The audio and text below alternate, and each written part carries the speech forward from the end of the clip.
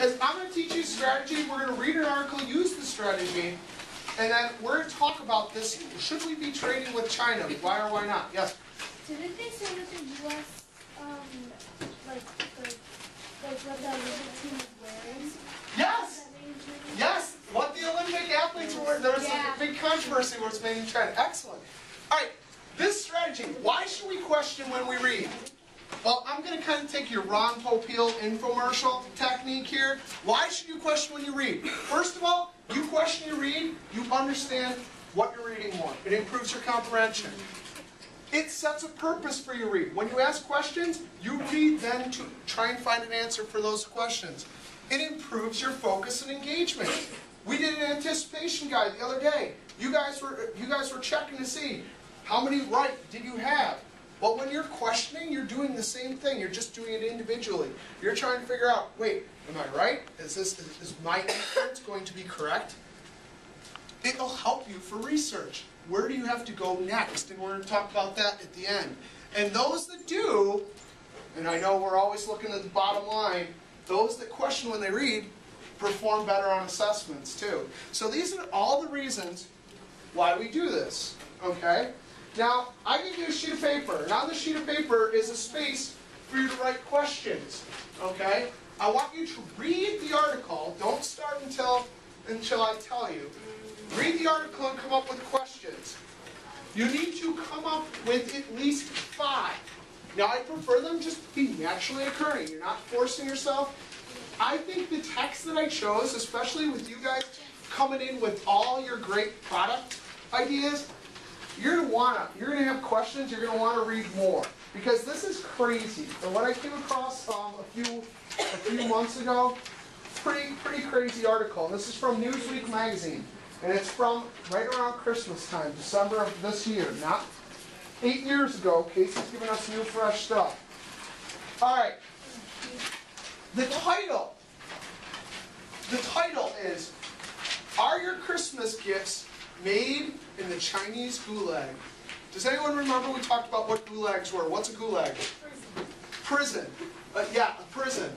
And what this article is about is, you might have saw this, a woman in Oregon was opening up a newly bought Halloween decoration, and inside of it was a letter asking for help to contact the organizations to raise awareness about what these work camps are like in China, and this person was supposedly in it and saying, you need to find out about this and get help for the people, and it's in China, okay?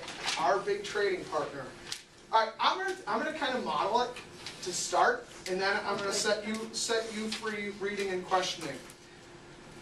A startling letter found in an Oregon Kmart purports to reveal the links between Christmas shopping and forced labor in China.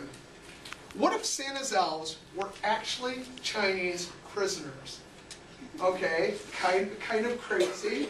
You think of Santa's workshop, you don't think of Santa's sweatshop. All right?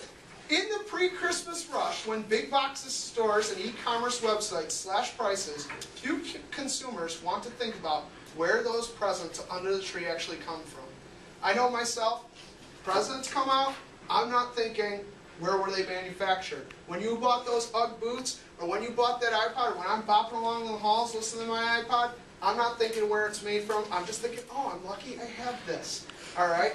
So, I might be thinking, if we didn't look last night, where is the stuff that I have? Where was this made? And what were the conditions like in some of these organizations that are making this stuff there? Yet in a recent article in the Oregonian has traced Santa's global path back to its source. It appears to be a Chinese prison, not the North Pole.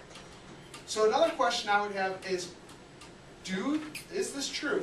Does the Chinese government actually have work camps that manufacture products that we buy here in America? That's definitely a question I'd want to find out.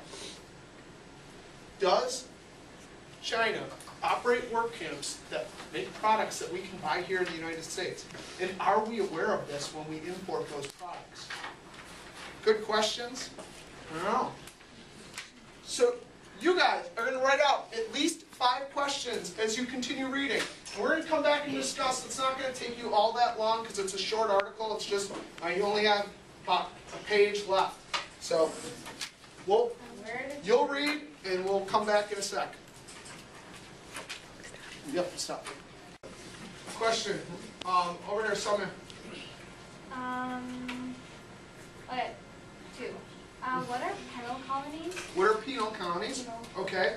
What are penal colonies? And What does the Falun Gong believe in? Falun Gong. Okay. What's their belief system? Excellent question. That second one. Keep that one in mind in a second. Yeah. Are kids there too? Are there kids being used in these forced labor camps? Good question. Angelina. Well, excellent. What will the World Human Rights Organization do in response to this? Yes?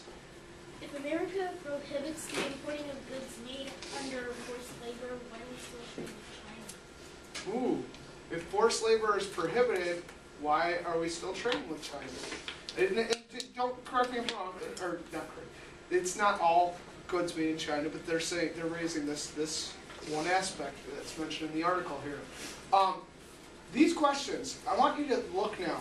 You mentioned one, like Soumya mentioned, what are the belief systems of Falun Gong? That's not mentioned in the article. So what you need to do now in step 2, sometimes our questions aren't answered. I want you to go back. I want you to put stars next to the ones that weren't answered in the article. So look over your list and put stars next to the ones that weren't answered. And then once you get done doing that, I want you to create 2 questions that you still have that you would like to answer that you know for a fact they're not in this article. So 2 steps here. Go back, stars next to the ones that weren't answered, and then write out 2 questions that weren't answered in the article. The same question, use star, and use 2 of those. I would prefer you to generate new ones, but if not, that's fine. 2 extra questions. Our paper says right out where you might define the difference. We're going to do that in a sec.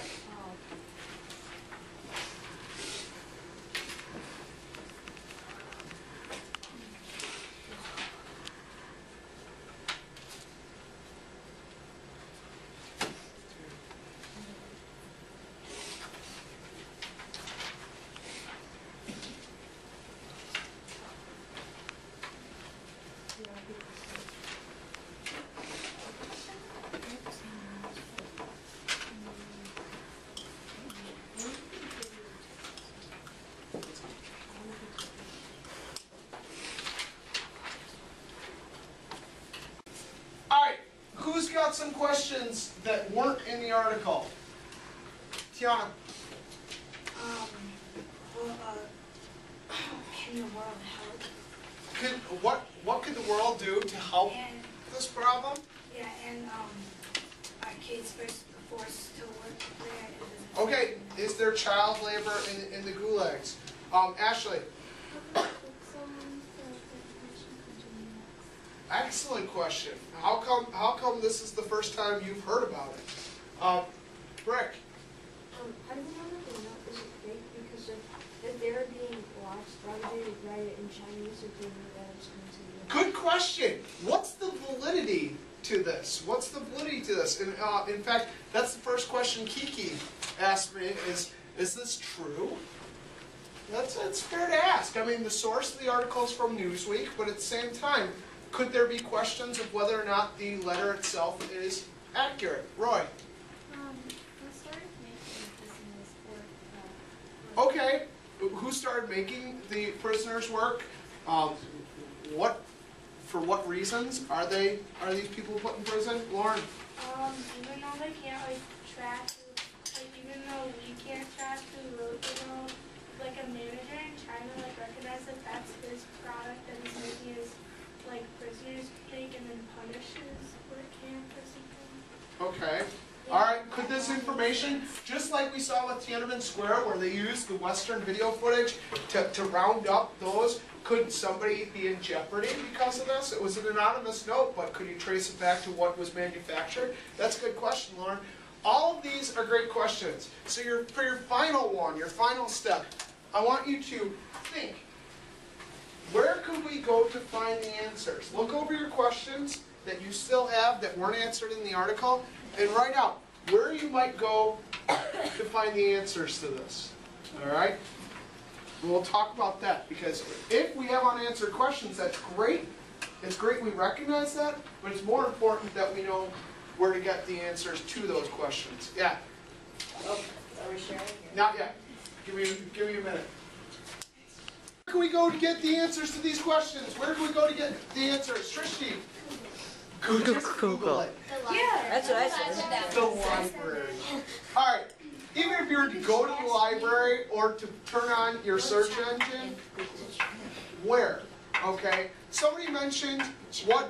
Actually, Angelina mentioned. What's the World Human Rights Organization going to do about this? Could you go to the World Human Rights Organization, see if this story was reported on their site, and see if there's any information about it there? Yeah, go to the sources mentioned in the article. The organizations that are mentioned in the article, that's definitely a first place to go. Where else? Roy? And you can see if there's different articles. Excellent! Before I used this article, because I was told by a colleague about this story, and they sent me the link, and the link they sent me is not the one that I used. I actually used the Newsweek one because I wasn't familiar with the link, the organization, the news organization that my colleague sent me. And this is kind of a far out there story. If other teachers are questioning it and whether or not it's true, you might want to check multiple places. So definitely that's one of the things, and I know Connor had it on their page, and somebody over here mentioned, is it true? I checked 4 or 5 different sources where this was reported, and backed it up that way before I used it. Yeah, Grant. You watch videos on it? You could be. Is there any video on this, and how is it reported? Excellent way. I mean, you guys are such a multimedia age group. You know, if you could watch it as opposed to read it, you know you're firing up YouTube, and that's fine. Just when you're watching videos, what do you have to do to make sure of when you're watching videos about this? If you're firing up YouTube and you're watching it, it's great. But what do you have to check? What do you have to check? Who uploaded it? Who uploaded it? If I use a clip off the web in my presentations, it's usually from Reuters or from the New York Times or uploaded from CNN. Okay? I don't take Joe's Video Shack and or Tommy's webpage and use those video clips, because you have to question whether or not they're reliable information or not. Yeah. Wait, then where is the egg song from? Some for fun, but if I'm going to use it for educational purposes, not the egg song. All right. Where else? Anywhere else? Yes. Ask someone if they know about it. Okay. Who would be the experts in our country? If you were, who would be the people that you might want to check into? What organizations, what government, part of our government, deals with other countries? In fact, we just... No, the president. The United Nations, but what part of the cabinet? President's cabinet? What position? President. We just got a new one. Congress. Wait, hold up. Defense Secretary or Foreign Affairs? The Secretary of State. Very good. So you might want to look in the Secretary of State and see if it's there too. All this stuff, good places. Not that Secretary of State. That's our Illinois Secretary of State. Our Secretary of State, it used to be Hillary Rodham Clinton, and now, does anyone know who it's going to be now? John Kerry. John Kerry, very good, former presidential nominee. Yes? I know we're not to go or ask. Oh, sometimes where not to go is just as important to where to go, where not to go. China. Because No. they'll change the story and they'll think that it's not. Excellent. We talked earlier in the class about how China can spin messages so that they look in a better light. So would you get a different point of view if it was from a Chinese website or a Chinese news agency? Most certainly. Is there a possibility that they might not report it at all? Very real possibility. That's excellent. Very good. All right. You can cut. Okay. You were like right at 15.